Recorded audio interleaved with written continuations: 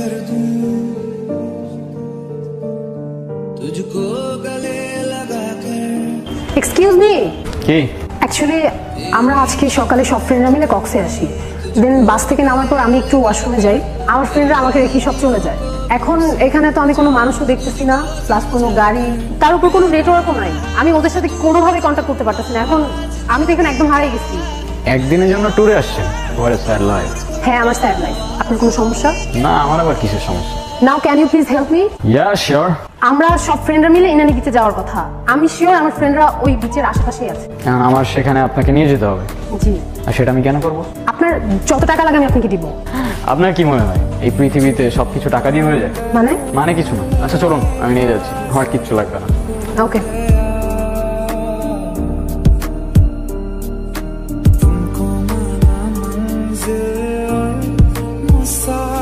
আচ্ছা, আপনি কোথায় যাচ্ছিলেন? কোথাও না, আবার অনেক জায়গায়। মানে?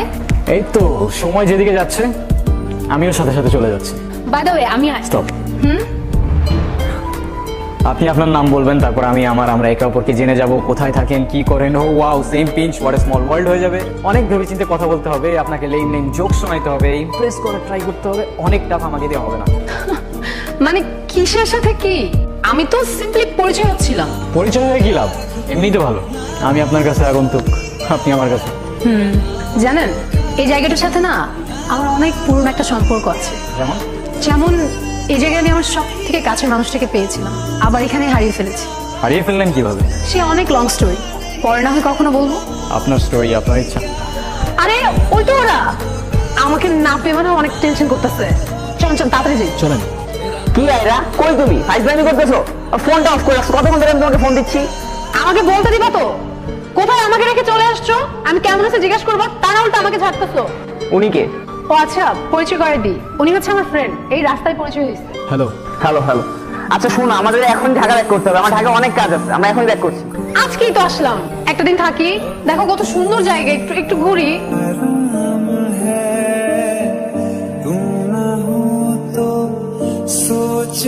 আচ্ছা তোরা তোল, আমি একটু আসতেছি। হ্যাঁ, কি আমাকে দেখে কি মুছে ফেললেন? আরে না, কিছু না। আচ্ছা, আপনি কিন্তু আপনার স্টোরিটার বললেন না। সত্যি কথা বলতে স্টোরিটা শেয়ার করতে আসছি। অনেকদিন ধরে কাউকে শেয়ার করা হয় না। কথাগুলো শেয়ার করলে না পুরোনো মুহূর্তগুলো আবার জীবন্ত হয়ে ওঠে। শুরু করবো? এরশাদ। সময়টা ছিল তখন, হ্যাঁ আমি ক্লাস 8-9-এ পড়ি। বাবার বদলি হয়ে যায়, আমি এখানে চলে আসি, এখানে স্কুলে ভর্তি হই।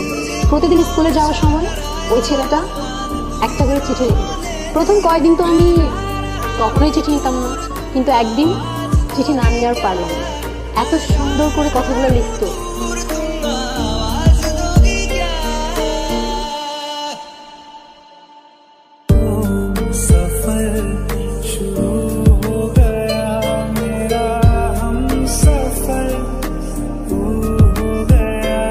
লিঙ্কগুলো ছিল, সেগুলো এখনকার হোয়াটসঅ্যাপ মেসেঞ্জার জেনারেশন কখনোই ফিল করতে পারে।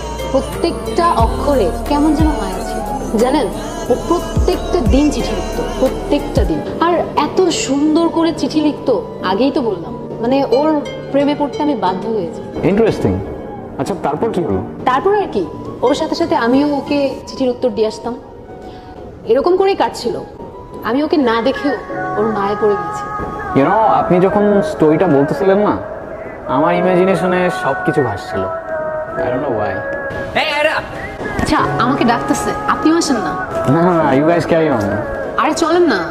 আমি শুধু শুধু আপনাদের ফ্রেন্ডদের মধ্যে কাউকে হারিয়ে হতে চাই। আমি না বুঝি না আপনার ক্যারেক্টারটা, এই খুব চার্মিং আবার খুব ডিপ্রেসড। আমি রিকোয়েস্ট করতেছি চলেন। আচ্ছা চলেন। এই তুমি ওইখানে কি করতেছ? তোমার না এখানে বসে থাকতে বললাম? আরে তেমন কিছু না, উনি ওনার লাইফের কিছু স্টোরি শেয়ার করতেছে। আপনি আমাদের মাঝে কথা বলছেন কেন? আচ্ছা সরি, আই এম সরি। আচ্ছা বাই দ্য ওয়ে, এখানে কোনো খাবার পাই নাই, আর ওইদিকে একটা রেস্টুরেন্ট আছে, লাঞ্চের টাইম হয়ে যাচ্ছে, চল আর দেরি না করি। আপনি চলুন না আমাদের সাথে। না না, ওনার কাজ আছে না, রাইট ব্রো? হ্যাঁ আপনারা যান ওইদিকে, হ্যাঁ ভালো খাবার পাওয়া যায় ওখানে। You guys carry on, have a great day. চলুন না, আপনি মিথ্যা কথা বলতেছেন, ওনার কোনো কাজ নেই, উনি এখানে ঘুরতে আসছেন, যাবেন আমাদের সাথে। চলুন।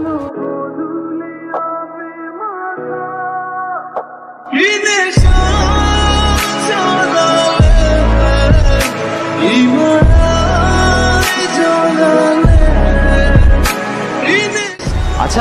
আপনি কিন্তু আপনার স্টোরিটা শেষ করলেন না। আমার স্টোরি বলে শেষ করা যাবে না, আর ওকে নিয়ে যতই বলি ততই কম হয়ে যাবে। আচ্ছা, তারপরও কেন যেন আপনাকে খুব বলতে ইচ্ছে করছে। লাইফ কিন্তু একটাই, যেটা ইচ্ছা করছে এখনই করে ফেলুন, কে জানে পরে আবার সময় পাবেন কি পাবেন না। ওর সাথে আমার প্রতিদিনই চিঠি দেওয়া নেওয়া হতো। ওকে কতবার বললাম আমার সামনে এসে দেখা করতে, ও কখনো করেনি। কেন করেনি জানি না। তারপর তারপর আর কি, বাবার বদলি হয়ে যায়, আবার ঢাকা চলে যেতে হয়। তখন তো আর ফেসবুক হোয়াটসঅ্যাপ কিছুই ছিল না, তাই ওর সাথে আমার কমিউনিকেশন রাখাটা পসিবল ছিল না। আমি ওকে অনেক খুঁজেছি জানেন, কিন্তু পাইনি। আমার সবচেয়ে বড় আফসোসটা কি জানেন? কি? যাকে আমি এতটা ভালোবেসেছি, যার মায়া এতটা পড়ে গিয়েছিলাম, তাকে আমি কখনো দেখিনি।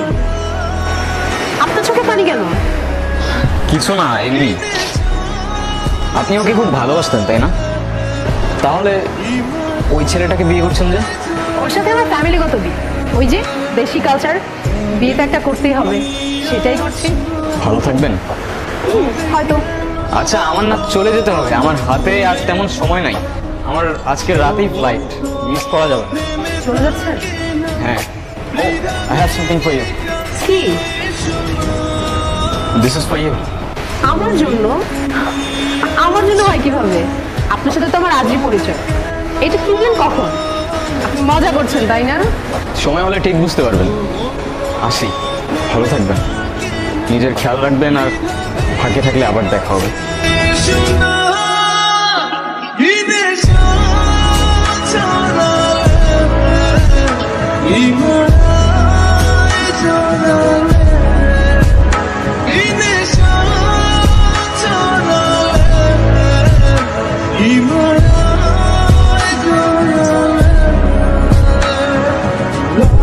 নীরব? এটা নীরব ছিল? দোস্ত, এটা নীরব ছিল। আমাকে শুধু নীরবই আরো বলে ডাকতো। আমি কত খুঁজছি তোমাকে, কতবার খুঁজছি।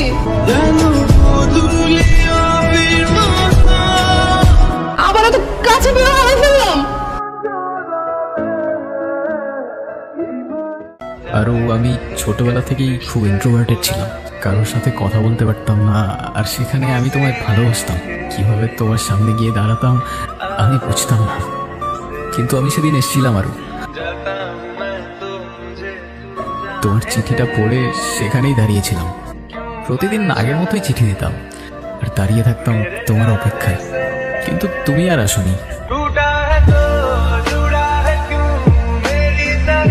কয়েকদিন আগেই তোমার খোঁজ পেলাম, শুনলাম তোমার বিয়ে হয়ে যাচ্ছে। তোমাকে শেষবারের মতো দেখার লোভটা আর সামলাতে পারলাম না। জানো, তোমাকে এত কাছে পাওয়ার পর তোমার থেকে দূরে যেতে প্রচন্ড কষ্ট হচ্ছে। আফসোস করে কি হবে বলো, ভাগ্যের লিখন কে খণ্ডাতে পারে। ভালো থেকো আর ভালোবাসা নিয়ে আরো।